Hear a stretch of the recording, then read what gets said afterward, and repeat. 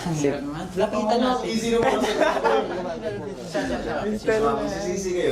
Siya, promise. Mahuhulaan pa. Maniwala kayo sa akin. natin. Maniwala Sisisi kayo sa talaga akin. kayo sa akin. Hindi kanina. Parang yun. Ano yung sagot mo kanina? Clear. Glass. Clear. Pero parang ang hirap. Kasi yung isang round na lang pa. Hindi. Hulaan natin ngayon. Hulaan natin. Para mas masaya. Kailangan. Okay, Okay. last decision. 3, 2, 1, go.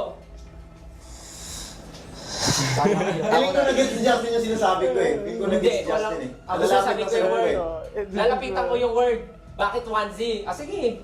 Sige. Pero alam, feeling ko, si Stan impostor, pero alam niya yung sagot. Feeling ko si Kin eh. Basta pumili na kayo. Pili na na! Kaya ang bilis basahin nito eh. Kaya ang bilis basahin nito eh. 3, 2, 1, go. Tatlo si Tel. Sabi kay word na. Crystal dyan. Mug. Alam niyo yung sagot, pero siya yung impostor. Huh? Mug yung word? Hindi ako imposter. Siya yung imposter. Hindi ka? Hindi, alam ko mug eh. Kaya nga mugshot, mugshot, phone Nalaman shoot. niya na kasi nilalapitan na natin. Hindi. Lumabas sa akin mug. Tingnan mo nga. Lumabas sa akin mug. Impostor ka? Mug! Ay, ako pala! Ang galing mo! Ang galing mo! Galing siya. Yan lang, nagiginig ako!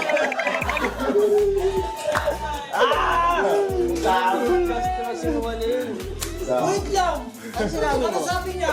Paano mo nalaman glass? Wala. Actually, nanggagaslight lang siya. Sabi kasi maggawa. 1Z. Nag-gaslight siya? Sabi 1Z. Tapos feeling ko, Ay, hindi! Ano yung sagot niya? Wala! Alam ko gargle. Gargle. gargle!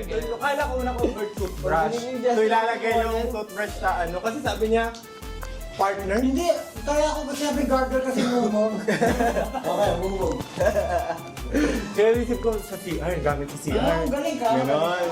So, huwag kayo magkasabi ng sikreto kay Justin Bieber. Ang sakit!